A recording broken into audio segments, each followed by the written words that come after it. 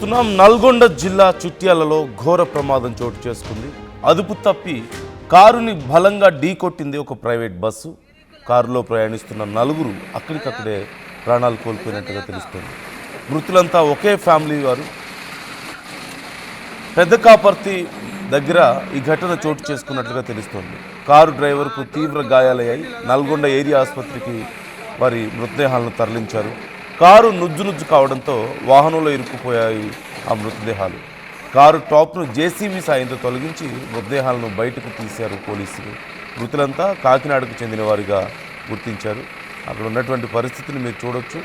Car టాప్ని తొలగించడానికి జేసీబీని ఉపయోగించారు. ఆ పై భాగాన్ని తొలగించి లోపల చిక్కుకున్నటువంటి మృతదేహాలని బయటకు తీసినట్లు కనపడుతుంది. ఒక ప్రైవేట్ బస్సు అదుపు తప్పి ఆ కారుని చాలా బలంగా ఢీకొట్టినట్టుగా తెలుస్తుంది. కారులో ప్రయాణిస్తున్నటువంటి నలుగురు అక్కడికక్కడే ప్రాణాలు కోల్పోయారు. మృతులంతా ఒకే ఫ్యామిలీకి చెందిన వారంటూ తెలుస్తుంది.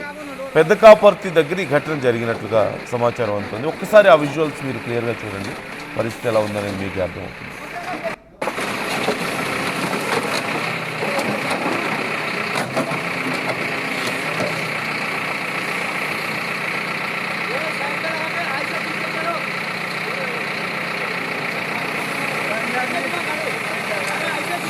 हाँ स्टीयरिंग को लगा दो।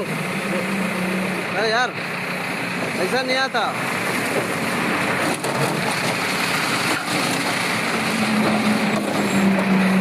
साइड डोर को लगाओ। हाँ डोर को कुंडी लगा के डोर में लगाओ ना डोर में।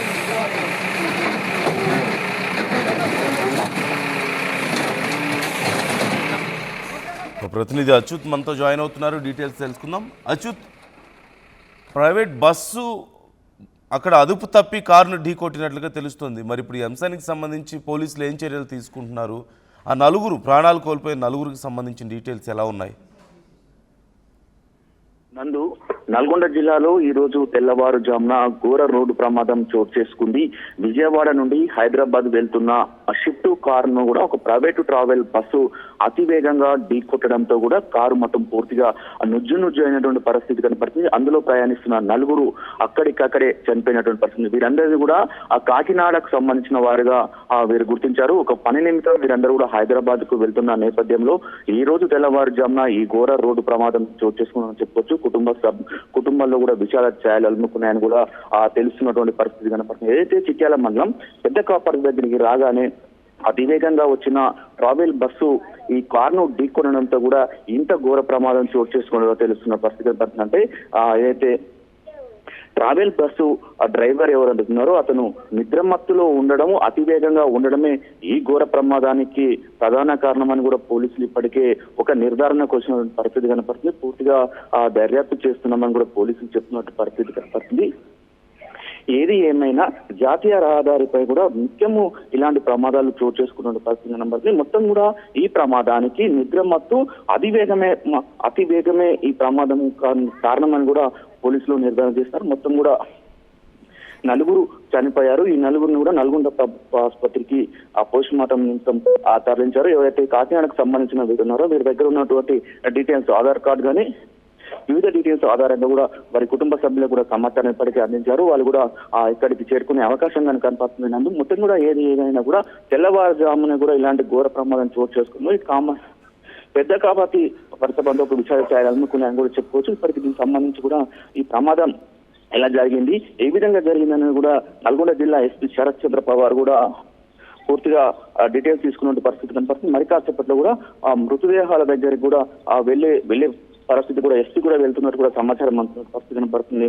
నందు ఏది ఏమైనా కూడా ఈ రోజు జాతీయ రహదారిపై ఆ ఘోర రోడ్డు ప్రమాదం మనం విజువల్లో కూడా చూస్తున్నాం. కారు మాత్రం నుజ్జు అయినటువంటి పరిస్థితి ఏం మాత్రం కూడా కారు నామరూపాలు ఇది ఒక కారైనా అనే విధంగా కూడా కనపడుతున్న పరిస్థితి కనపడుతుంది. ముందు డ్రైవర్ సీటు, డ్రైవర్ పక్కన సీటు కూడా మొత్తం కూడా దగ్గరికి వచ్చిన పరిస్థితి, వెనకపాటు మొత్తం దగ్గరికి వచ్చినట్టుంది. ఆ ప్రమాదంలో కూడా నలుగురు కూడా చనిపోయిన పరిస్థితి కనపడుతుంది. నందు, ఇప్పుడు బస్సు యాజమాన్యం ఏమైనా రెస్పాండ్ అయిందా? డ్రైవర్ని ఇప్పటికీ అదుపులోకి తీసుకున్నారా? మరి ఏం చర్యలు తీసుకోబోతున్నారు? వాళ్ళ నుంచి ఏదైనా కాంపన్సేషన్ కానీ వాళ్ళ మీద ఎలాంటి కేసులు పెట్టబోతున్నారు? రైట్ నేను ఇప్పటికే ట్రావెల్ బస్సుకు సంబంధించిన యాజమాన్యానికి పోలీసులు నోటీసులు జారీ చేశారు. మరి కాసేపట్లో కూడా వాళ్ళు వచ్చే అవకాశం కనపడుతుంది. ఇప్పటివరకు అయితే ట్రావెల్ బస్సుకు సంబంధించిన వారు మాత్రం ఎవరు రెస్పాండ్ కాలేని పరిస్థితి కనపడుతుంది. ఎవరైతే ఈ బస్సు డ్రైవర్ ఉన్నారో బస్సు డ్రైవర్ మాత్రం అక్కడి నుంచి పరారులో ఉన్నట్టు కూడా తెలుస్తుంది నాకు. Okay right, thank you Achyut, thanks for the details. మొత్తం మీద ఈ ఘటనకు సంబంధించి ఇప్పటికే పోలీసులు కేసు నమోదు చేసుకుని దర్యాప్తు చేస్తున్నారు.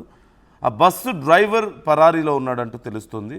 అలాగే యాజమాన్యం ఇప్పటికే రెస్పాండ్ అయింది. అదిగో మీకు కనిపిస్తుంది అర్షియా అని బస్సు యాజమాన్యం ఇప్పటికే రెస్పాండ్ అయ్యారు.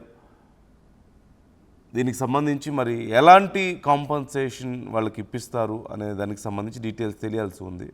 అలాగే ఒకే కుటుంబానికి చెందిన 4 మృతి చెందినట్లుగా తెలుస్తుంది. అతివేగం, నిద్ర మత్తే ఈ ప్రమాదానికి ప్రధాన కారణంగా తెలుస్తుంది. మీరు చూడొచ్చు, కారు పూర్తిగా వెనక నుంచి కారును ఢీకొట్టింది. ఆ బస్సు కారు నుజ్జునుజ్జైపోయింది వెనక భాగం అంతా. ఈ నేపథ్యంలో ఆ లోపల ఉన్న వాళ్ళందరూ కూడా అక్కడికక్కడే ప్రాణాలు కోల్పోయి ఆ మధ్యలో చిక్కుకుపోయారు. ఆ జేసీబీని ఉపయోగించి ఆ పై భాగాన్ని తొలగించి వారి మృతదేహాలను ఇరుక్కుపోయినటువంటి ఆ మృతదేహాలను బయటకు తీసినట్లు కనపడుతుంది.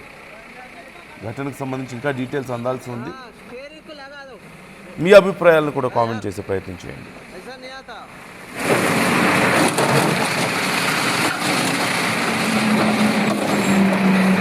साइड डोर को लगाओ, हाँ डोर को कुंडी लगा के डोर में लगाओ ना, डोर में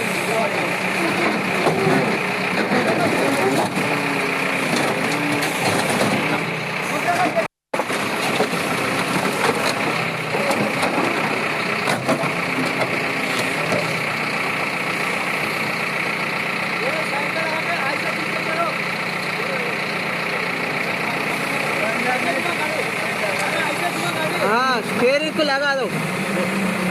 अरे यार ऐसा नहीं आता।